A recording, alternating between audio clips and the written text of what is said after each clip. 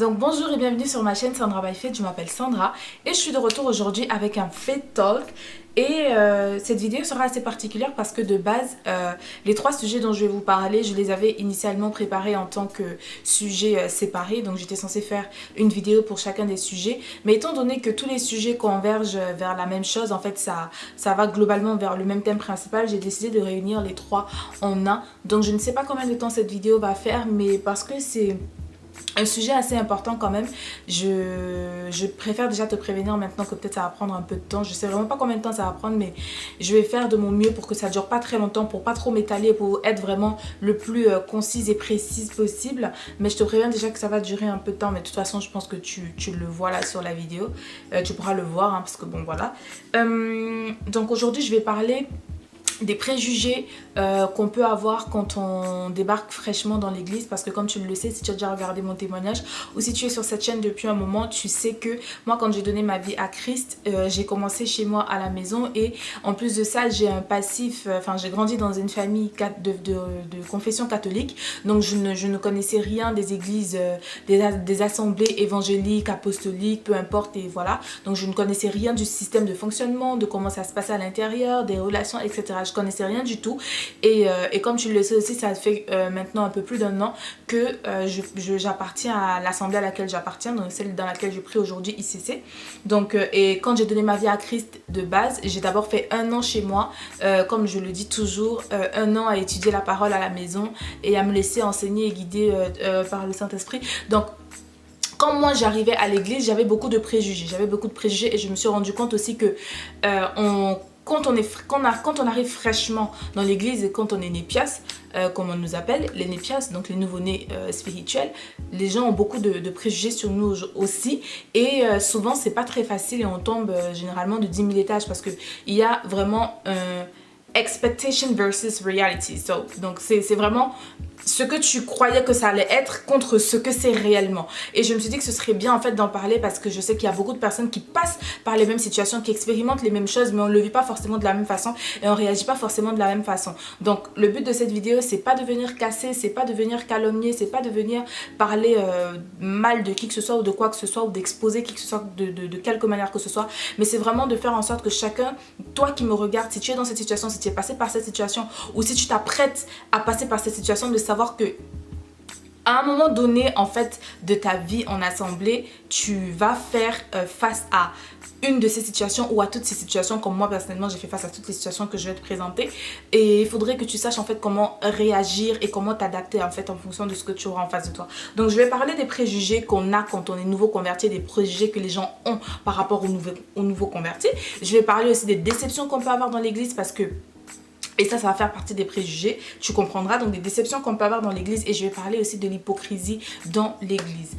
Donc avant aussi de continuer dans le déroulement de la vidéo, je tiens à dire à toutes les personnes qui ne sont pas enfants de Dieu, qui ne savent pas de quoi je parle, tu es arrivé sur cette vidéo par hasard, ce que tu as vu, tu as cliqué, tu t'es dit, ce que je tiens à faire comprendre, c'est que quand on est enfant de Dieu, quand on dit croire en Dieu, quand on dit avoir la foi, ça fait pas de nous des personnes parfaites, d'accord? On court vers la perfection parce qu'effectivement notre Dieu est parfait et que il nous demande d'agir de telle sorte à le devenir, parce que très clairement sur cette terre la perfection n'existe pas et personne ne sera jamais parfait. Donc quand on dit avoir la foi, on ne dit pas être des personnes parfaites. Donc tu dois peut-être te dire, ah mais je croyais que eux aussi qui croient en Dieu, s'ils ont des problèmes comme ça, eux aussi qui croient en Dieu font face à de telles choses. Oui, on fait aussi face à de telles choses parce qu'on reste des êtres humains, on reste des êtres humains et malheureusement beaucoup de personnes sont déguisées et sont passées pour des personnes qu'elles ne sont pas et manifestent des fruits qui malheureusement ne doivent pas faire partie de notre milieu, donc partie du milieu des enfants de Dieu.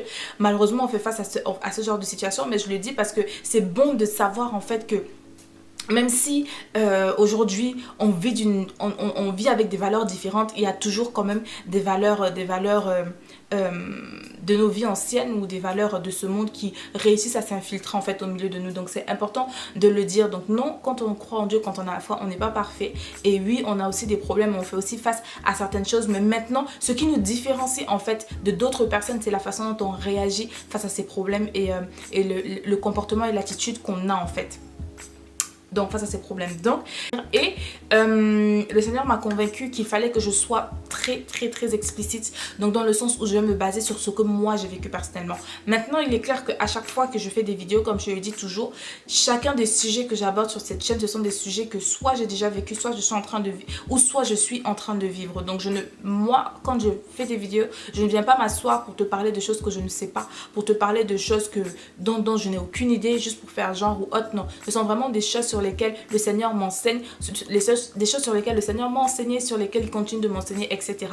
Mais c'est clair que dépendamment des sujets, il y a des sujets qui sont plus, comment dire, où je peux vraiment apporter plus de détails parce que je les ai vraiment vécus en profondeur, quoi. Voilà, il y a des trucs qui me sont arrivés, ok, voilà, vite fait, mais il y a d'autres trucs que j'ai vraiment vécu en profondeur, et notamment ces sujets dont je vais te parler, ce sont des choses qui me sont vraiment tombées dessus, que j'ai vraiment reçues en plein dans le visage, et mais gloire à Dieu, le Seigneur a su m'enseigner de telle sorte à ce que je sache avoir la bonne attitude par rapport à ça, et c'est donc pour ça que j'ai pris l'initiative c'est pour ça que le Seigneur m'a inspiré à faire ces vidéos là et à parler donc de ces sujets là pour t'aider aussi à avoir la bonne attitude. Donc l'introduction fait déjà 6 minutes, vraiment je sais pas combien de temps ça va durer, mais je te promets que je vais faire vite, je vais faire de mon mieux pour ne pas trop m'étaler. Donc je te disais que je vais me baser sur ce que moi personnellement j'ai vécu, et je vais vraiment être transparente, voilà, je vais vraiment être transparente. Et comme je disais, ça n'a pas pour but de taper sur les doigts ou d'afficher ou de quoi que ce soit, non. C'est vraiment à but de sensibiliser et éducatif afin que chacun d'entre nous, vraiment, on puisse rester focalisé sur le Christ, en fait. Donc je vais commencer par la partie des préjugés. Donc comme je te disais, quand on est nouveau, en tout cas moi personnellement, donc je vais parler de moi, hein, je vais te raconter mon histoire, enfin... Je vais te raconter mon expérience.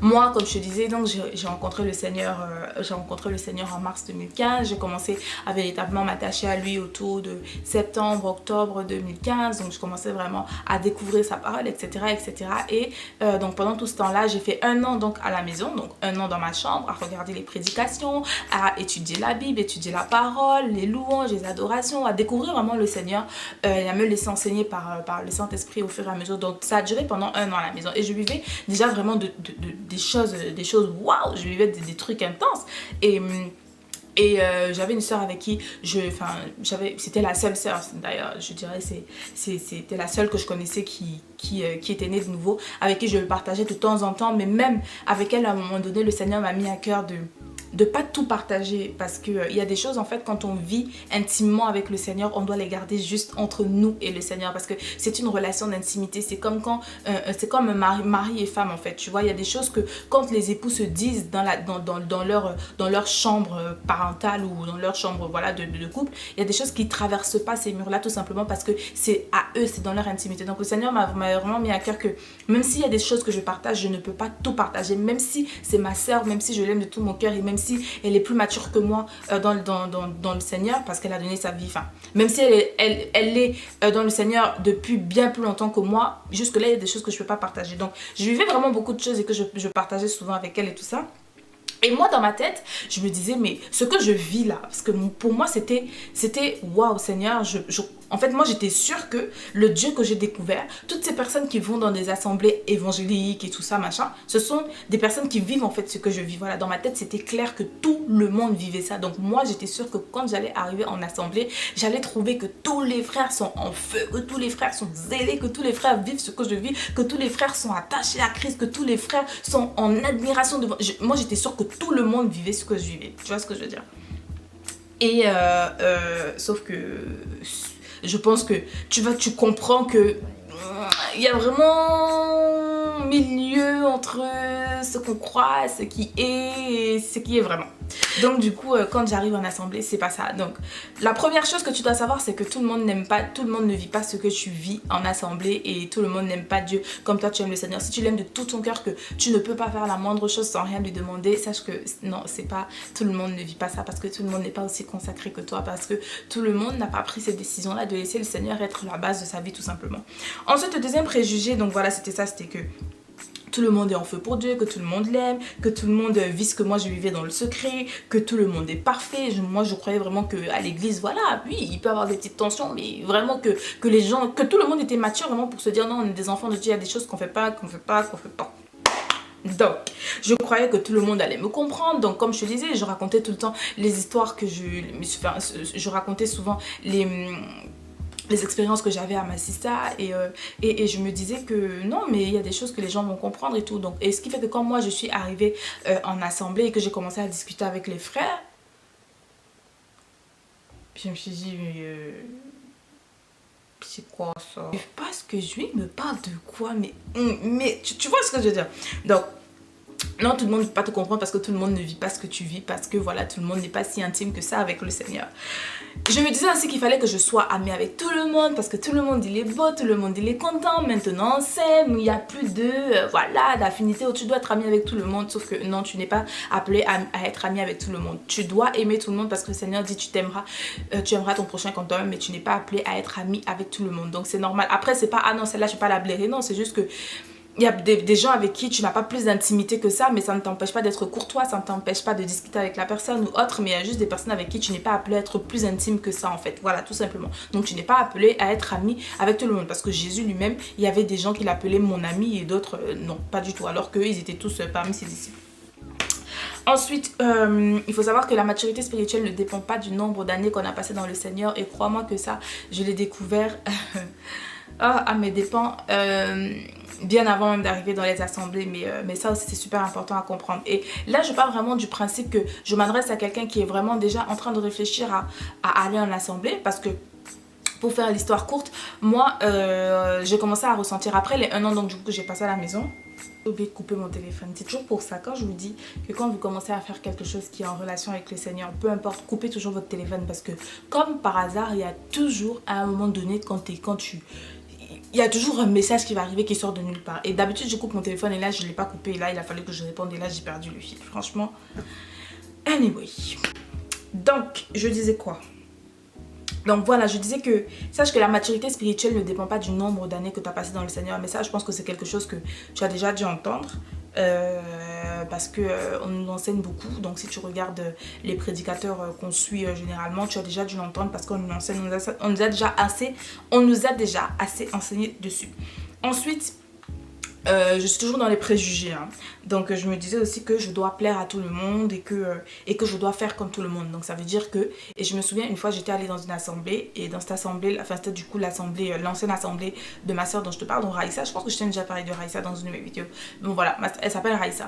Donc je vais dans l'ancienne assemblée de Raïssa, et là-bas il y avait une dame qui à chaque fois que le pasteur prêchait, etc., vraiment elle allait comment on dit, prosterner. Elle allait se prosterner devant le pasteur, essuyer ses pieds et faire des trucs. Donc je voyais des choses bizarres, je me disais, ou alors à chaque fois que le pasteur, je vois dans les assemblées, à chaque fois que le pasteur se lève pour applaudir, oh, tout le monde doit se lever pour applaudir, sinon on va te regarder mal. À chaque fois que le pasteur dit quelque chose qui est bien, il faut crier amen, sinon on va te regarder mal. À chaque fois, tu vois ce que je veux dire, des petits trucs comme ça. Donc je me disais à chaque fois que je dois plaire à tout le monde et que je dois faire à tout le monde, je dois faire pareil que tout le monde, parce que je me disais que c'était vraiment des normes en fait, voilà. Je me disais qu'il y avait des normes et que si tu ne le faisais pas comme tout le monde le faisait, alors c'était pas normal, etc. Faux, d'accord? Non, c'est pas vrai, il faut pas faire ça.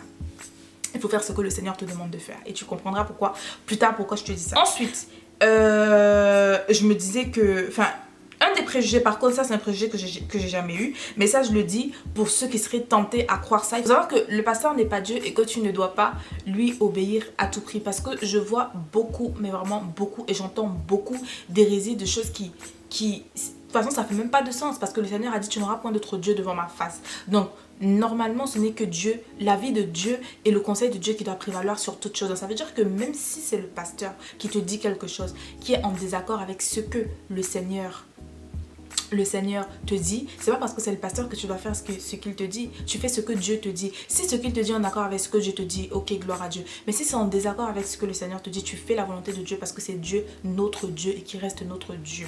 D'accord? Donc il ne faut pas avoir, on te demande pas, je suis pas en train de dire qu'il faut pas respecter les pasteurs, qu'il faut pas avoir de révérence pour eux, parce que ce sont d'abord des créatures de Dieu, et on doit respecter toutes les créatures de Dieu, même le sans-abri, même le clochard dehors, on doit le respecter parce que ce sont des créatures de Dieu. Donc sur cette base-là, on doit respecter tout le monde de la même façon, pas un pasteur plus qu'un clochard, d'accord? Parce que c'est ça la vérité. On doit les respecter et on doit on doit les respecter aussi parce que ce sont des personnes que le Seigneur a choisies pour pouvoir être nos leaders, pour pouvoir nous guider, pour pouvoir être nos autorités. Et en plus de cela, donc ils ont ce manteau-là d'autorité qu'on doit, voilà, qu'on doit toujours respecter. Donc il faut respecter les pasteurs, mais il ne faut jamais que ça devienne des idoles au point où ce qu'ils nous disent est plus important que ce que le Seigneur nous dit. Parce que ce sont des choses que je vois énormément et malheureusement ça fait vraiment beaucoup de dégâts parmi le peuple de Dieu et c'est pas bon quoi. Parmi les enfants de Dieu et c'est pas bon. Ensuite, avant-dernier préjugé, je me disais que je ne serais jamais déçue. Donc de toute façon, ça part avec ce que je disais au début, hein, que tout le monde va me comprendre, que tout le monde est en feu, que tout le monde vit ce que je vis, etc. Je croyais vraiment, moi, honnêtement, je croyais vraiment que en arrivant en assemblée, j'allais jamais être déçue parce que voilà, les frères ont tous une relation avec Dieu, les frères entendent tous le Seigneur, donc le Seigneur, enfin voilà, ils ont vraiment l'amour de Dieu, voilà, je croyais vraiment ça, sauf que erreur.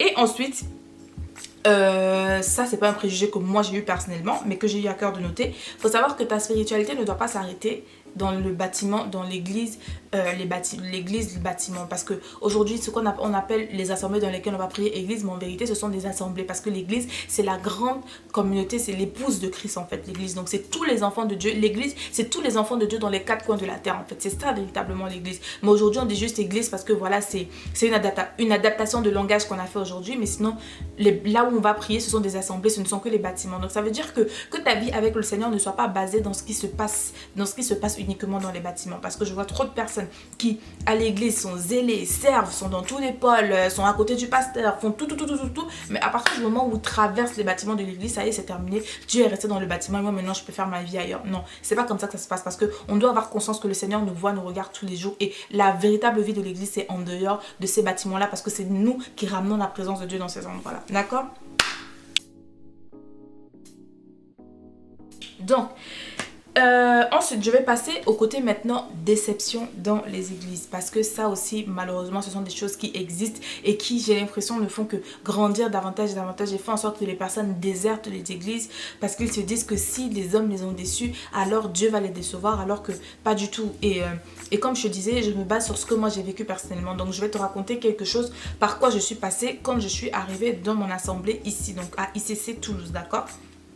Et je tiens aussi à préciser que ça n'a rien à voir avec le nom de l'assemblée, ni le nom, ça n'a rien à voir, parce que ce qui se passe à ICC, ça se passe aussi à Bethel, ça se passe aussi à la Compassion, ça se passe aussi, peu importe les églises, peu importe les dénominations, peu importe. Et je pense que j'ai pas besoin de revenir sur les scandales qui se passent dans les milieux, etc. D'accord? Donc voilà, ça, ce n'est pas juste relié à ICC, ce n'est pas pour bâcher ICC, mais c'est juste pour te dire, et fait comme je te dis, te raconter mon histoire, enfin te raconter mon expérience et te dire en fait comment le Seigneur, moi, il m'a enseigné à pouvoir appréhender ces choses-là et à vivre ces choses-là. Donc, si on part donc sur la base des préjugés que je te donnais tout à l'heure, dans tout ce que je t'ai dit, je croyais que tout le monde était en feu, je croyais que vraiment les gens entendaient Dieu comme j'entendais Dieu, que les gens vraiment vivaient ce que je vivais avec Dieu dans le secret. Donc je me disais que non, il y a des choses qui ne vont pas arriver. Donc déjà j'arrive, je me rends compte que je tombe de 10 000 étages, mais j'ai eu une expérience particulièrement avec un leader, et c'est un homme, un leader à l'église. Et un des leaders à l'église. La première fois que j'ai eu à discuter avec cette personne, c'était à base de, tu vois mes bagues, l'histoire de mes bagues. La personne me demande, ouais, je vois que tu es en train de porter des bagues, tu portes des bagues, ça représente, enfin, t'es mariée? Comme ça. Et je dis non, je suis pas mariée, mais pour moi ça représente des bagues de chasteté. Et je n'ai même pas terminé de parler, il m'est tombé dessus. Ah mais non, mais c'est du n'importe quoi. Pourquoi tu as besoin de porter des bagues de chasteté? Mais dans ce cas-là, porte aussi des bagues de sainteté, porte aussi des bagues de pureté, porte aussi des bagues de sanctification, etc. En fait, en gros, il n'était pas d'accord avec le principe de prendre des bagues, de porter des bagues en signe de chasteté, etc. Et en me disant, mais oui, t'imagines si un frère dans l'église qui est intéressé par toi, qui veut t'épouser, il va voir que tu as porté des bagues et il va se dire que tu es mariée, et ça va faire en sorte que la peur que tu passes à côté peut-être de l'homme que Dieu a pour toi. Et j'étais là, mais ok, bon. Pour te faire comprendre, parce que c'est vrai que beaucoup de personnes, je dis juste que je porte des bagues de chasteté, j'ai jamais vraiment expliqué pourquoi est-ce que je porte des bagues de chasteté, pourquoi est-ce que je porte ces bagues et que j'ai décidé de les appeler bagues de chasteté. Alors, Comme tu sais, si tu as regardé mon témoignage, je me suis séparée de mon ex en février 2016, l'année dernière. Oui, ça va bientôt faire 2 ans, donc oui, c'est l'année dernière. Comme beaucoup de personnes Enfin, la façon dont j'ai donné mon témoignage, les gens se sont peut-être dit que ça a été trop facile, c'était trop simple, c'était trop ci, c'était trop ça. Sauf que la vérité, c'est que ça n'a pas été facile. Ça n'a pas été facile du tout. On était ensemble depuis 3 ans. Mais bon, je vais te mettre le lien de mon témoignage ici en haut si tu ne l'as pas regardé, pour que tu ailles regarder pour mieux comprendre. Parce que ce que j'ai pas dit dans la vidéo, c'est que c'était mon meilleur ami avant d'être... en plus d'être mon copain à ce moment-là, mais c'était d'abord mon meilleur ami parce que au fur et à mesure du temps, on a grandi, on a créé une relation en fait d'amitié et c'était vraiment mon meilleur ami parce que en dehors du fait que c'était la seule personne que j'avais à cette époque-là, parce que très honnêtement, je vous dis la vérité, je suis pas une fille à copine, j'ai jamais été le genre de fille à avoir plusieurs copines, à avoir plusieurs potes, à avoir des cliques, des bandes et tout ça. J'ai jamais été ce genre de fille, donc j'étais toujours le genre à avoir soit une, soit deux copines. Et avant que je ne le rencontre, j'étais amie avec 2 filles avec qui, voilà, on faisait les 400 coups, etc. Et quand je l'ai rencontrée, il y en a une aussi qui a commencé à avoir des problèmes dans son couple et tout. Donc du coup, avec elle, les relations se sont un peu distendues. Mais l'autre, en fait, elle a commencé à s'éloigner de moi. Il y avait des histoires de jalousie et de sentiments d'infériorité, ou bref, bon, ce qui fait que je finis par me retrouver toute seule en fait, toute seule avec mon copain à ce moment-là. Et en ce moment-là, je n'avais aucun contact avec aucun membre de ma famille à part ma petite soeur. Donc ce qui fait que je n'avais que lui et ma petite soeur en ce temps-là. Et donc moi, on a vraiment grandi parce que je l'ai rencontré, il avait 24 ans et moi j'avais 20 ans. Donc on a vraiment grandi ensemble et on a vécu beaucoup de choses ensemble, ce qui a fait que il est devenu mon meilleur ami. Donc, quand on se sépare, non seulement je perds un meilleur ami, mais je perds aussi une famille parce que sa famille m'avait vraiment adoptée comme leur fille. Il m'avait vraiment adoptée comme leur fille. Et quand je dis qu'il avait voulu, que c'était la demande en mariage qui suivait, parce que comme j'avais dit dans le témoignage, on avait pris des billets d'avion, en fait, les billets d'avion étaient déjà sûrs. Et avant de prendre les billets d'avion, parce que j'avais toujours eu le désir que ce soit son grand-père qui m'accompagne,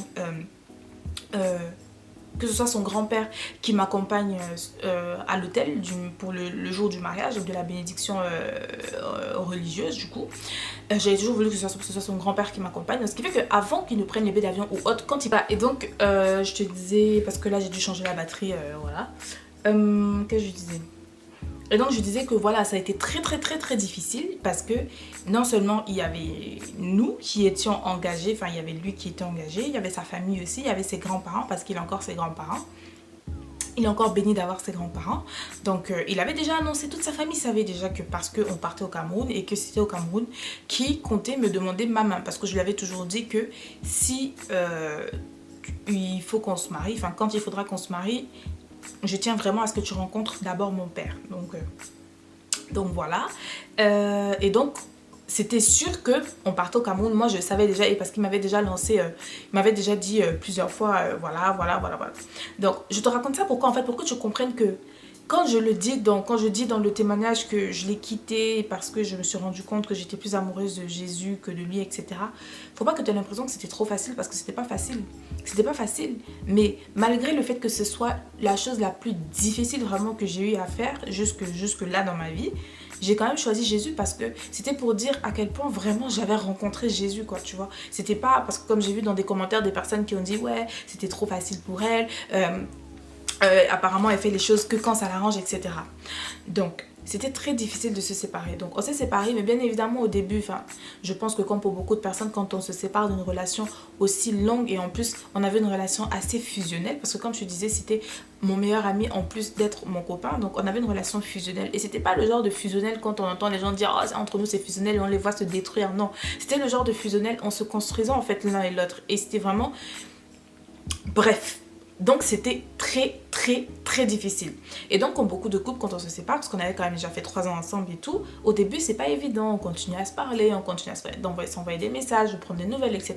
Donc on n'avait pas coupé contact en fait tout de suite en fait quand on se séparait. Et on s'était revus au mois de mai, donc 3 ou 4 mois avant, et il était censé faire un voyage, parce que d'habitude il était censé voyager pour partir en vacances et tout, et ça allait être un long voyage, et il m'avait dit ouais, j'aimerais bien qu'on se voit et tout, et moi aussi je voulais le voir, tu vois, parce que quand même t'as encore des sentiments pour la personne, etc. Et donc, on s'était revus en mai, donc 3 mois après la séparation.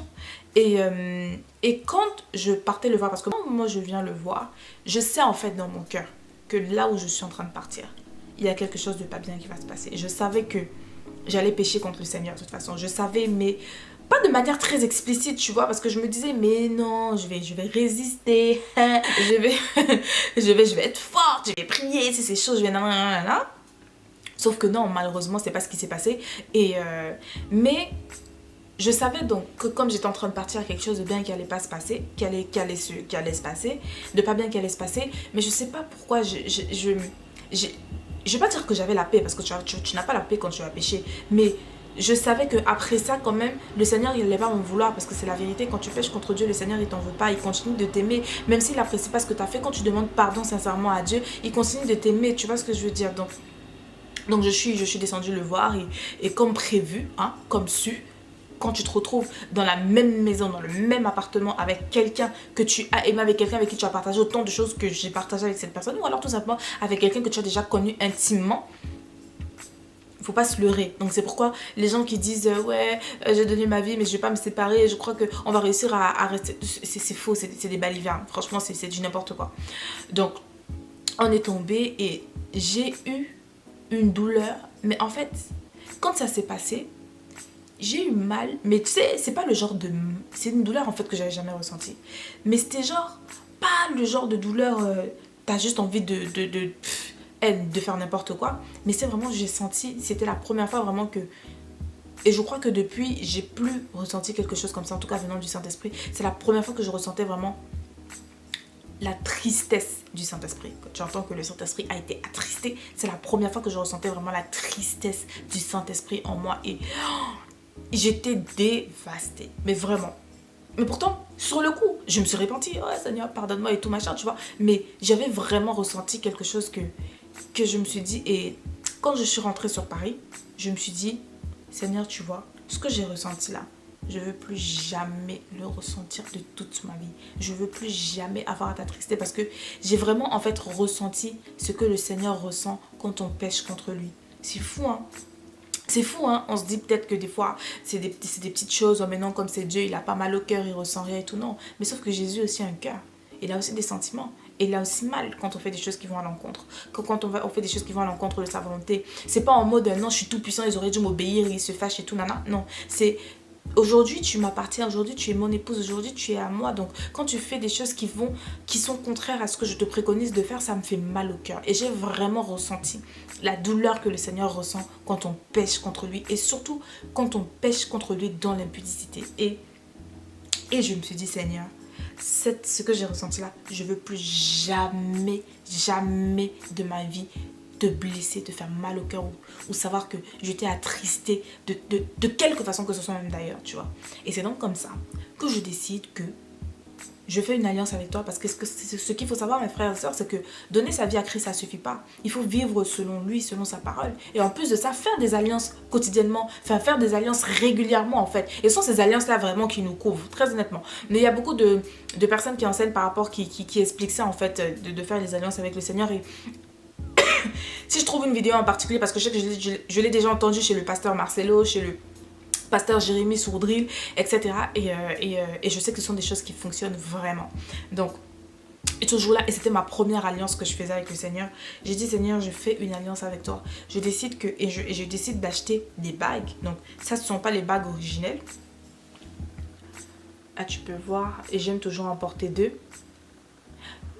Ce ne sont pas les bagues d'origine, parce que celles que j'avais achetées d'origine, c'était du plaqué, mais pas du bon plaqué, qui a fini par s'oxyder. Donc, et c'est pour ça que tu voyais que je n'en portais plus pendant un moment sur mes vidéos, parce que je m'étais dit, je vais attendre pour acheter du vrai plaqué or, ou limite de l'or en fait, qui va pas s'oxyder en fait, ou se changer de couleur, etc. Donc, je suis allée acheter les bagues et j'ai dit, Seigneur, en fait, ces bagues, elles vont représenter l'alliance que je fais avec toi, que à partir de ce jour, plus jamais de ma vie, quelqu'un ne me touchera en dehors de mon mari. Plus jamais de ma vie, je me mettrai dans des situations compromettantes, tout simplement parce que je ne veux plus jamais ressentir ce que tu as ressenti ce jour-là. Donc, et je fais une parenthèse en disant que là maintenant je te raconte l'histoire, tu sais pourquoi je porte ces bagues, que c'est pas juste pour décorer, que c'est pas juste pour faire genre je suis mariée, que c'est pas juste pour faire des trucs genre, mais c'est tout simplement parce que ça représente une alliance que j'ai fait avec le Seigneur. Et jusqu'ici personne ne connaissait la signification. À chaque fois je disais juste que ce sont des bagues de chasteté. Et effectivement c'est en signe de chasteté, mais c'est plus en signe de l'alliance en fait que j'ai faite avec le Seigneur. Lui et moi on était tout seuls face à face. Donc quand tu ne sais pas l'histoire qui est derrière quelque chose, ne sois pas rapide à ouvrir ta bouche pour parler, parce que tu ne connais pas l'alliance que la personne a fait avec le Seigneur, parce que tu ne connais pas la relation que la personne a fait avec le Seigneur. Tu ne sais pas l'histoire derrière ça, donc ne sois pas rapide à ouvrir ta bouche dans les choses que tu ne sais pas. C'est donc comme ça que moi, ces bagues, c'est ça que ces bagues signifient pour moi. Donc moi, je sais dans mon cœur ce que ça signifie pour moi. Et quand je me retrouve devant ce leader, il ne sait pas, il ne comprend pas, il ne discerne pas, ni rien du tout. Et il me casse, il me casse, il me casse, il me casse, il me casse. Et en plus, il me dit, ouais, l'histoire du mari, déjà moi j'y crois pas personnellement, parce que moi je crois en la destinée. Donc cette histoire de si un homme te voit et il voit des bagues, il va pas t'approcher, non, je suis désolée, parce que si c'est vraiment l'homme que le Seigneur a choisi pour toi, le Seigneur va lui révéler que t'inquiète pas, cette bague là c'est entre nous, mais ça n'a rien à voir, elle est pas mariée, elle est libre. Donc voilà ce que moi personnellement j'en pense. Mais il m'a pas laissé en placer un mot en fait, il m'a pas laissé en placer un mot, il m'a pas laissé expliquer comme il faut le pourquoi du comment. Il m'a cassé. Et c'est un leader de l'église. Donc dis-toi, je viens d'arriver dans l'église, parce que moi je suis arrivée à ICC Toulouse précisément en octobre. Et j'avais commencé d'abord à ICC Boissy en juin. Donc j'arrive à ICC Toulouse en octobre, donc je me dis non, c'est pareil, parce que bon, après tu me diras, j'ai pas eu le temps vraiment de m'intégrer à Paris, parce que dès le premier culte à Paris, je savais que enfin j'ai fait un culte à Paris, et après ce culte là le Seigneur m'avait dit que j'allais pas rester sur Paris, que j'allais revenir sur Toulouse en fait. Mais j'étais en train de combattre ça, mais je voulais pas, parce que je voulais pas revenir sur Toulouse, etc. Mais le Seigneur m'avait révélé, donc c'est pourquoi j'ai fait juste genre je crois 2 ou 3 cultes sur Paris, et après j'ai arrêté, parce qu'après je suis venue ici, je suis rentrée sur Toulouse. Donc je me disais que ça allait être dans la même vibe, ça allait être machin, tu vois. Donc c'est pour te dire en fait, là je suis dans la partie les déceptions dans l'église. Donc ça c'est la première déception à laquelle je fais face. Je me dis mais comment cette personne n'arrive pas à comprendre, enfin ne prend pas, n'a pas, comment dire, ce discernement, ou je dirais cette sagesse de me dire mais je vais lui demander pourquoi, quelle est la véritable raison, ou alors juste tout simplement de respecter en fait le choix des gens, parce que ok, quelque chose peut ne pas te faire du sens, mais juste respecte le choix de quelqu'un. Si je décide demain d'avoir des cheveux jaunes et que toi tu trouves qu'avoir des cheveux jaunes c'est pas beau, mais juste le simple respect en fait, parce que en dehors d'être enfant de Dieu, je suis d'abord créature de Dieu, et comme je disais plus haut, on se doit de se respecter en fait tous mutuellement. Donc juste déjà par respect, voilà. Donc il me casse, et c'est la première déception que j'ai. Je dis ok. Ensuite, il m'avait cassé par rapport à la Bible que je lisais, parce que ma deuxième Bible, c'était la Bible version Semeur, et il m'avait demandé de lire un passage, on était en train de discuter, et il m'avait demandé de lui lire un passage biblique, et je prends ma Bible et je lui ai dit, ouais, moi j'ai une version Semeur. Oh mais purée, pourquoi la version Semeur? C'est pas une bonne version, ça c'est pas des bonnes versions. Et là, recassé, je me dis, ok. Et il y avait encore eu d'autres trucs et tout, donc première déception, ça c'est vraiment la première déception que je vis. Et le soir même, parce que, et du coup c'est là où je veux vraiment commencer à exhorter, de te dire que quand tu vis une déception comme ça, quelle qu'elle soit en fait, quelle qu'elle soit, ne médite pas dessus. Ça veut dire que tu prends la chose à chaud. Le soir même, quand je suis arrivée à la maison, je me suis demandé, mais Saint-Esprit, qu'est-ce qui s'est passé? Je comprends pas. Pourquoi cette personne me dit ça? Pourquoi il me parle comme ça? Pourquoi il dit ça, Seigneur? En plus c'est un leader, il est censé comprendre. Je comprends pas. Et le Saint-Esprit me dit, reste tranquille. J'ai permis que cette chose-là arrive afin que tu puisses comprendre que tu ne dois jamais placer un homme sur le trône de ton cœur. Tu ne dois jamais regarder à l'homme, mais toujours regarder à Dieu, parce que les hommes te décevront toujours, mais moi, je ne te décevrai jamais. Et c'est d'ailleurs cette déception-là qui a été à l'origine de ma vidéo sur regarde à l'homme, de regarde à Dieu, pas à l'homme. Tu vois, c'est cette déception-là, entre autres, parce que je me suis rendu compte en fait que ce leader, il n'a pas blessé que moi, mais il a blessé beaucoup de personnes. Mais malheureusement, il y a des personnes qui sont parties de l'église, qui n'ont pas su avoir la bonne attitude en fait par rapport à ce type de blessure-là en fait. Et donc, voilà, le Seigneur me dit, voilà, j'ai permis ça pour que si ça arrive. Tu vois ce que je veux dire? Donc ça c'était ma déception personnellement. Et ensuite j'ai parlé aussi j'ai eu à voir certains frères parce que je voyais des comportements de certaines personnes et je comprenais pas. Je me disais mais parce qu'il y avait une sœur par exemple en pleine étude biblique, elle a posé une question mais tellement, enfin c'était pas déplacé parce que c'était une question qui tenait son sens quand même, mais elle a posé une question mais qui visait vraiment à humilier en fait à humilier ce leader. Et c'est pas la première fois en fait que je remarquais cette sœur là. Et j'avais demandé au Seigneur, mais Seigneur, pourquoi elle est comme ça? Pourquoi? Il me dit tout simplement parce qu'elle a été blessée. Et je me dis, purée, j'ai eu mal au cœur parce que je me suis dit, franchement, Seigneur, j'aurais pu être à sa place. Parce qu'en fait, tu as plusieurs décisions à prendre quand tu es blessé. Soit tu t'en vas de l'église comme certains ont fait, soit tu commences à devenir amer, aigri, à être désagréable avec les gens, soit tu décides tout simplement de passer au-dessus de ça, de regarder à Dieu, de pardonner et de regarder ces personnes-là avec un cœur d'amour et de prier pour ces personnes-là afin qu'elles arrêtent de faire des dégâts ou afin que le Seigneur leur ouvre les yeux en fait sur les comportements inadéquats qu'elles peuvent avoir face à d'autres personnes. Tu vois ce que je veux dire? Et moi, c'est la troisième option en fait que j'ai eue et que j'ai décidé de choisir parce que c'est un choix. C'est un choix qu'il faut faire. J'ai décidé que Seigneur, ok, moi je suis pas arrivée dans cette église parce que j'ai choisi, parce que personnellement j'ai pas choisi l'assemblée ICC. Quand j'ai commencé à ressentir qu'il fallait que j'aille en assemblée, j'ai demandé au Seigneur, Seigneur, conduis-moi dans l'église où tu veux que je sois, conduis-moi dans l'endroit où tu veux que je sois, parce que de toutes les façons, je ne sais rien des églises, je ne sais pas, je n'en sais rien, mais conduis-moi là où tu veux que je sois et là où tu veux que j'aille, j'irai. Et c'est comme ça que je me retrouve à ICC. Donc et quand je me suis retrouvée donc face à ces déceptions, parce que ça c'était une parmi tant d'autres, d'accord?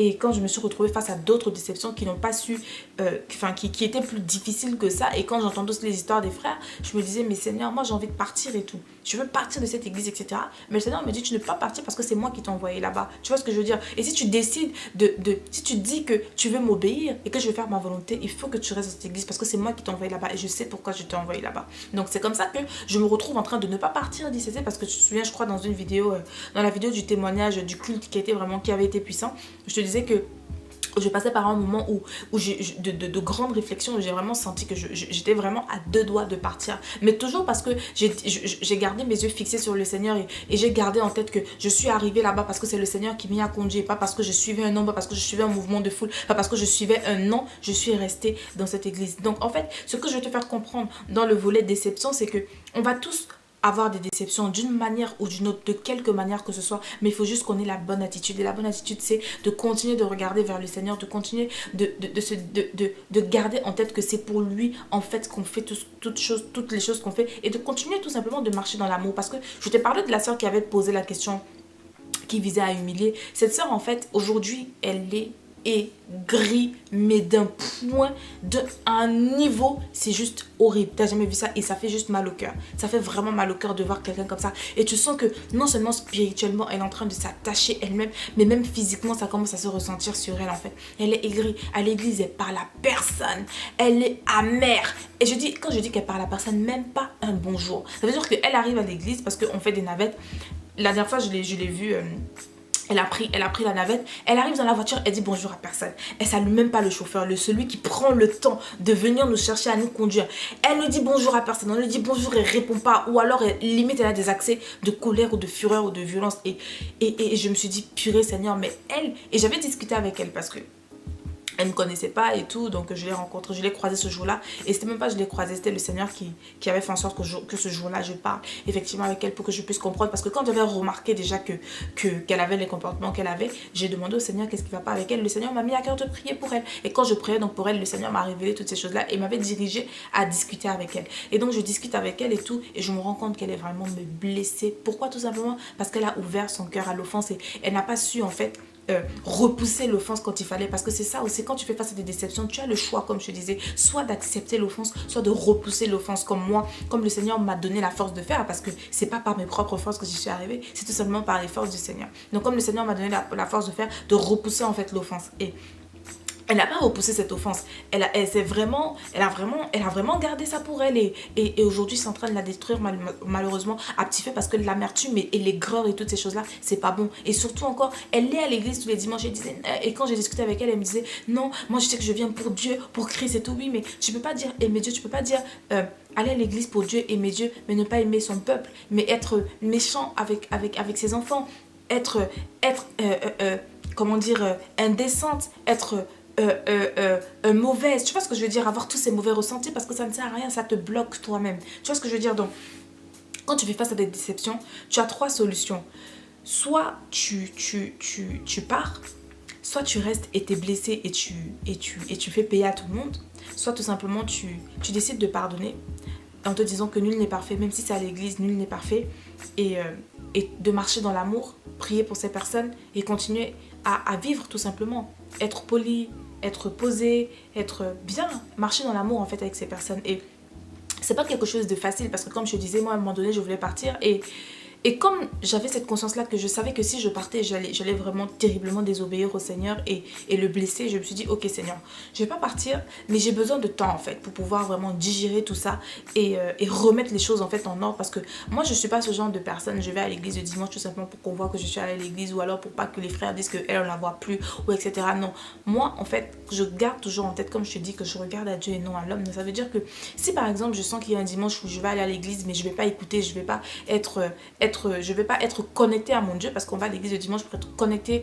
de manière particulière vu que c'est le dimanche à Dieu. Si je sais que ça va pas être le cas, je préfère ne pas aller et rester à la maison, regarder le culte en direct ou je sais pas pour X raison que ce soit, mais en tout cas moi je ne vais pas dans la présence, je ne vais pas à la rencontre de Dieu dans l'assemblée si je sais que je vais être déconnectée. Tu vois ce que je veux dire? Donc je me disais, Seigneur, avec ce que j'ai sur le cœur pour l'instant, je sais que je vais pas être agréable avec les frères, je sais que quand je vais voir cette personne, ça va me faire mal au cœur et je vais pas être agréable. Donc je lui ai dit, Seigneur, j'ai vraiment besoin de prendre le temps de remettre tout en place, de me reconcentrer sur toi, de me refocaliser sur toi parce que en dehors de ce challenge-là que j'avais dans mon église locale, j'avais aussi des challenges dans ma vie personnelle. Donc c'était vraiment un moment où tout me tombait dessus à un moment donné et j'étais là, mais purée, j'y arrive plus. Et j'avais vraiment besoin de prendre du recul. Donc, l'autre conseil que je te donne, c'est vraiment prendre du recul. Si tu sens que ça va exploser d'un moment à l'autre, prendre du recul, quitte à ne plus aller en assemblée, à aller en retraite ou demande conseil au Seigneur et demande ce qu'il veut que tu fasses à ce moment donné là, mais il faut que tu prennes du recul. J'ai entendu, je crois que c'était un pasteur ou je sais plus qui disait que non, quand on est dans l'église de Dieu, quand on est enfant de Dieu dans l'assemblée, on ne prend pas du recul. Non, il faut prendre du recul parce que il disait que oui, prendre du recul c'est synonyme de backslide, tu vois, de rétrograder. Non, prendre du recul c'est pas forcément synonyme de rétrograder, tu vois ce que je veux dire, parce que moi personnellement c'est ce que j'ai fait, parce que c'est pour ça que je dis toujours que il faut pas généraliser les choses, vraiment il faut toujours prendre en considération que le Seigneur est souverain et que la façon dont il agit avec l'un ou l'autre c'est pas toujours pareil, tu vois ce que je veux dire. Donc prendre du recul. Moi personnellement, donc je disais au Seigneur, j'ai besoin de prendre du temps pour me recentrer, pour remettre tout en ordre et quand je vais repartir en assemblée avec les frères et sœurs, que je sois sous mon meilleur jour, enfin que je sois bien avec tout le monde, quoi. Je veux pas, voilà. Et donc c'est comme ça que je me retrouve, j'ai pris donc vraiment longtemps. Hein. Au début j'allais, je crois peut-être une fois par mois en assemblée, mais je sentais que c'était vraiment, voilà.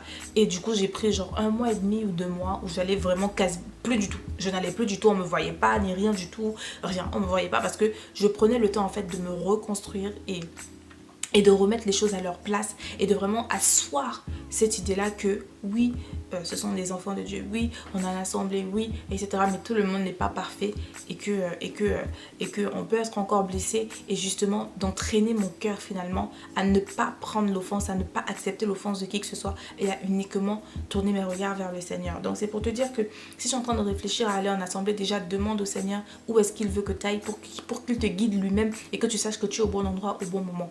Ensuite, sache que tu vas être blessé, mais il faut que tu prépares d'ores et déjà ton cœur à refuser les blessures, à refuser d'être offensé parce que tu es toujours dans un souci de plaire au Seigneur et donc de toujours marcher de telle sorte à lui faire plaisir.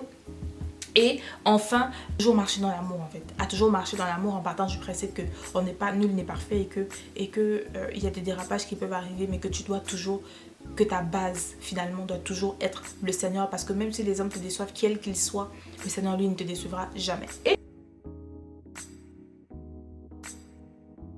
je vais terminer avec la partie hypocrisie dans l'église, parce que effectivement, et je trouve ça malheureux, franchement je pense que c'est même la chose la plus malheureuse que je puisse trouver, parce que Les gens vont se dire que ils sont enfants de Dieu, ils tapent sur les uns et sur les autres dès qu'il y a faux pas, dès que dès que les personnes se retrouvent à être tombées. Et quand je dis tomber, c'est pas forcément dans la fornication, mais tout simplement être tombé dans le péché. Par exemple, quelqu'un qui buvait plus, qui a recommencé à boire, quelqu'un qui fumait plus, qui a recommencé à fumer pour X ou Y raison, quelqu'un qui mentait plus, qui a recommencé à frauder, à voler, à faire toutes ces choses-là. Donc c'est vraiment de savoir que, en fait, personne ne connaît la relation que chacun d'entre nous on a avec le Seigneur. C'est pourquoi tu ne dois pas laisser les paroles des gens venir te paralyser, ou tu ne dois pas laisser en fait les apparences venir te tromper. Parce que il y a des gens que tu vas voir à l'église qui sont chauds, qui sont tout le temps oh amen, qui sont tout le temps là, qui servent tout le temps, qui font tout le temps les bonnes choses, qui sont tout le temps à côté du pasteur. Et puis du jour au lendemain, tu te rends compte que en fait ces personnes, même pas du jour au lendemain, parce que très honnêtement, moi je vais te dire, moi ce que je fais personnellement, quand je suis face, de toute façon, c'est toujours l'attitude que j'ai. Quand je vois quelqu'un qui semble être vraiment très très chaud là et que dans mon cœur je sens quelque chose, pour ne pas que ça soit genre des jugements ou des préjugés, des jugements humains, ce que je fais, c'est que je demande toujours à Dieu. Oui, parce que si tu lui demandes, pas tout simplement pour pouvoir bâcher la personne, mais tout simplement parce que tu es curieux de savoir, mais est-ce que son truc là c'est vrai, est-ce que c'est moi qui suis en train de me tromper ou pas, tu demandes à Dieu et il va te répondre ou il va pas te répondre parce qu'il est libre de te répondre ou pas. Mais généralement, quand j'ai demandé, le Seigneur me fait comprendre que ça, ce sont juste des apparences, mais il faut juste prier pour la personne pour qu'elle se rende compte que je prends pas plaisir à ce genre de choses tout simplement. Donc quand tu vois des gens qui ont l'air très chauds, qui ont l'air machin ou qui, et surtout qui veulent limite te complexer ou te rabaisser en te disant que t'es né pieuse ou que t'es ci, que t'es ça, porte tout ça en prière devant le Seigneur et demande Seigneur, Seigneur, qu'en est-il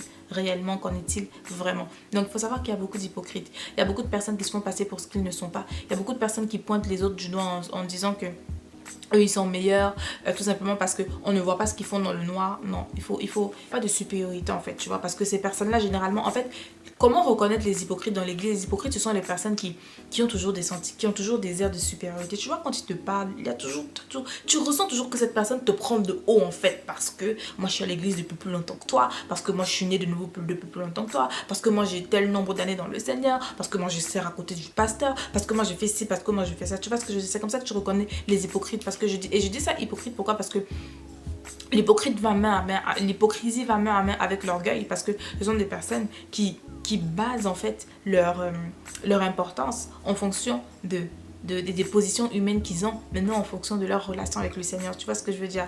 Donc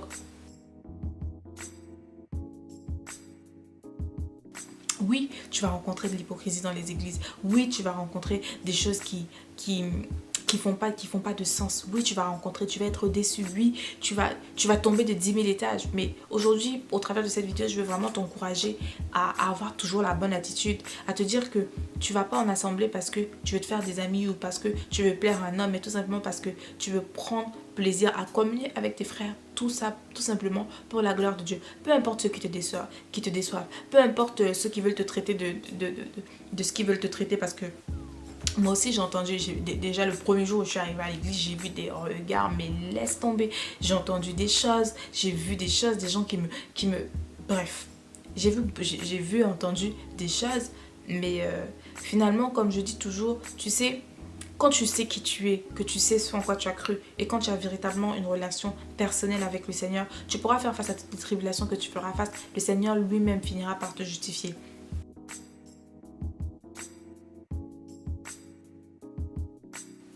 Aussi, comme je parlais de déception, et ce qui a vraiment fini de m'achever en fait, que vraiment la relation d'intimité avec le Seigneur, rien ne vaut l'intimité avec le Seigneur, c'est que ce même leader dont je te parlais qui m'avait cassé en 1000 morceaux là, je lui avais dit que oui, j'ai une chaîne YouTube et tout, parce que moi quand je suis arrivée en assemblée, j'avais dit à la personne que j'avais une chaîne YouTube, hein, enfin, et même hein, je ne l'avais pas dit, c'est juste les gens qui ont commencé à le découvrir au fur et à mesure que oh je t'ai vu sur YouTube, oh si, oh ça, tu vois, j'avais jamais dit à personne que j'avais une chaîne YouTube, mais à cette personne là, à ce leader là, je lui avais dit, et je crois à d'autres aussi, comme à d'autres leaders.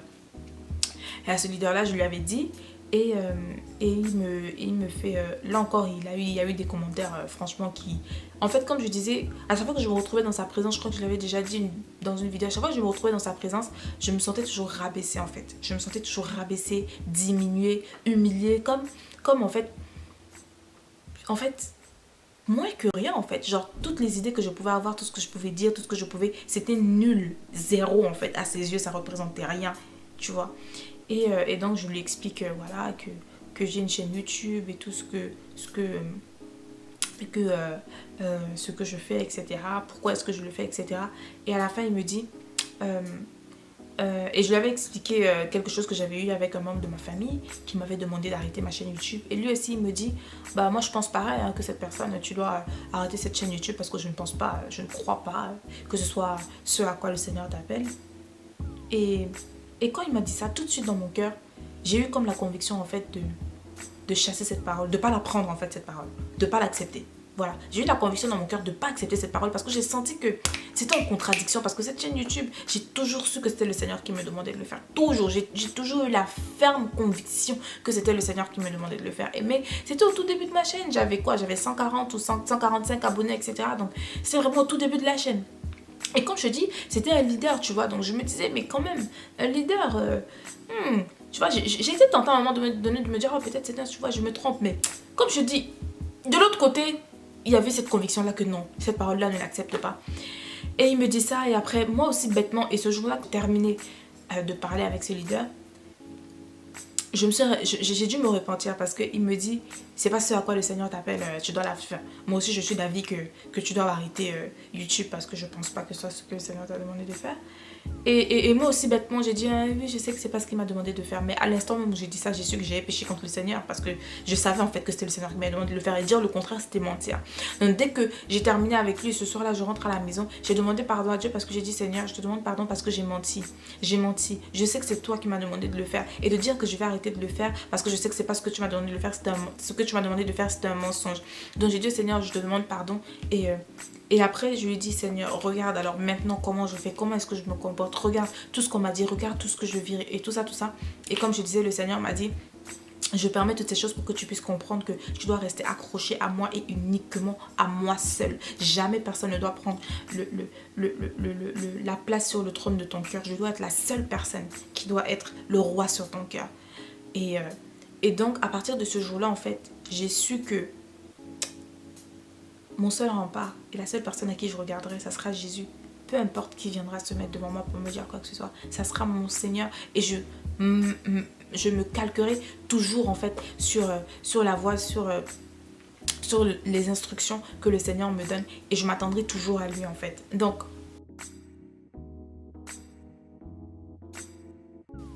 je sais que cette vidéo est un peu longue, a été un peu longue, mais c'était, je sais pas pourquoi. Franchement, je ne sais même pas pourquoi. J'ai eu... Je ne vais pas dire je sais pas pourquoi parce que le Seigneur sait pourquoi il fait toutes choses.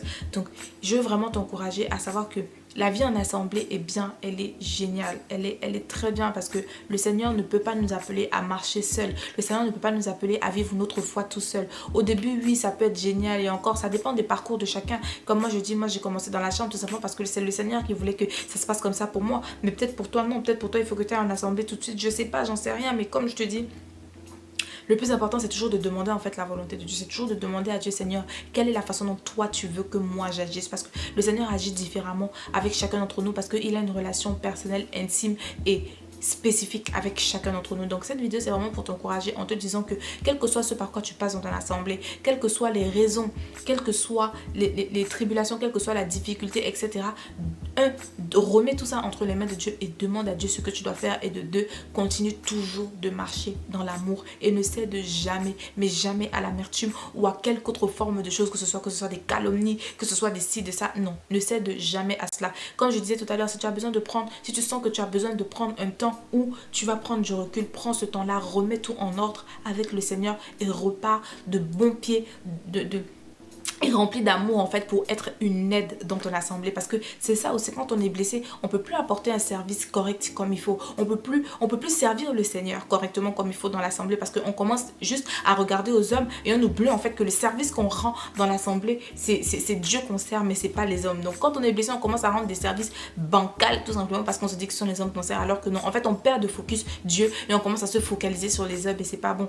Donc vraiment, prends le temps que tu as besoin de prendre et toujours dirigé par le Seigneur. Fais comme le Seigneur te demande de faire. Oublie toutes les paroles que les hommes ont pu dire, etc. Comme je te disais, ce pasteur-là qui disait que quand on dit qu'on a besoin de prendre du recul, ça veut dire qu'on rétrograde. Moi, je suis pas d'accord avec cette parole. Après, est-ce que ça veut dire que ce qu'il dit en général n'est pas bon? Non, surtout que c'est un pasteur qui me bénit énormément. Mais cette parole-là qu'il a dit, j'ai pas été d'accord avec ça parce que je sais que moi, personnellement, dans ma vie personnelle, dans ce que le Seigneur m'a conseillé de faire, il a fallu que je prenne du recul. Donc, toujours savoir que c'est important de toujours analyser à la lumière de la parole de Dieu et de la volonté de Dieu pour ta vie personnelle, ce que qui que ce soit pourra venir te dire. Et crois-moi que mon frère, ma soeur, en marchant toujours comme ça, en faisant toujours du Seigneur ta priorité, tu verras que tu prendras toujours les meilleures décisions possibles. Tu te dirigeras toujours vers la meilleure direction, vers la direction que le Seigneur a prévue pour toi. Tout simplement parce que tu as placé le Seigneur en priorité et en tant que filtre à tout ce que tu peux entendre venant de qui que ce soit. Donc, je termine en te disant que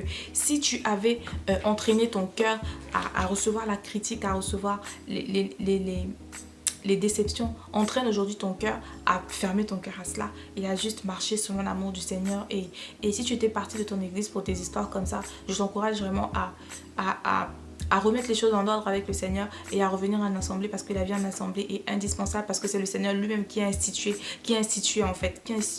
cette institution-là. C'est lui qui a institué les choses comme ça et notre papa est un Dieu d'ordre. Donc c'est très très très très important. Et encore une fois de plus, remets les choses en ordre avec le Seigneur. Demande-lui exactement ce qu'il veut que tu fasses. S'il faut que tu changes d'assemblée, s'il faut que tu restes dans cette assemblée, peu importe, demande à Dieu ce qu'il veut que toi tu fasses pour ta situation présente. Mais sinon, ne garde aucune haine, aucune rancœur de quelque manière que ce soit, à qui que ce soit, parce que n'oublie pas, on reste tous des hommes et on est tous susceptibles de se blesser les uns les autres à un moment donné ou à un autre. Peu importe qu'on soit pasteur, qu'on soit leader, qu'on soit enfant de Dieu ou peu importe. Mais ce qui nous aide effectivement, c'est qu'on continue de regarder vers le Seigneur et que on garde nos yeux fixés vers lui. Donc voilà, très honnêtement, je ne sais pas pour qui cette vidéo est, mais ce qui est sûr, c'est que je sais que cette vidéo va parler à plus d'un, parce que déjà elle est super longue, et de deux, j'avais fait toutes des préparations. Voilà. C'était tout préparé et je n'ai suivi aucune de mes préparations. Les versets bibliques que je voulais te citer, tout. Je n'ai rien suivi, tout simplement parce que je me suis laissée vraiment guider et conduire, pour te dire que je suis passée par là, j'ai expérimenté ça et ce qui m'a aidé, c'est le fait que j'ai mis le Seigneur en premier dans ma vie et Jésus restera toujours le premier dans ma vie, il aura toujours la première place dans ma vie. Et toutes ces circonstances-là ne font que renforcer cette idée selon laquelle Jésus est mon roi et je marcherai uniquement selon ce que lui me dit et me conseille. Pas par arrogance, mais tout simplement parce que je tiens à rester en ordre et droite dans mes baskets avec le Seigneur et je tiens à plaire à Dieu avant tout et pas aux hommes. Donc voilà, on arrive à la fin de cette vidéo. J'espère vraiment que cette vidéo t'aura béni. Et n'hésite surtout pas à la partager autour de toi pour que ça puisse édifier un frère. Je suis vraiment encore désolée de la longueur, mais je crois vraiment que ça va bénir quelqu'un. Et voilà, donc d'ici à la prochaine fois, je te remercie encore d'avoir pris le temps de regarder cette vidéo si tu as regardé toute cette vidéo dans son entièreté. Et d'ici à la prochaine fois, porte-toi bien, que mon Dieu te bénisse. Et don't forget, never stop walking by faith and not by sight. God bless you and faith it till you make it. Bye.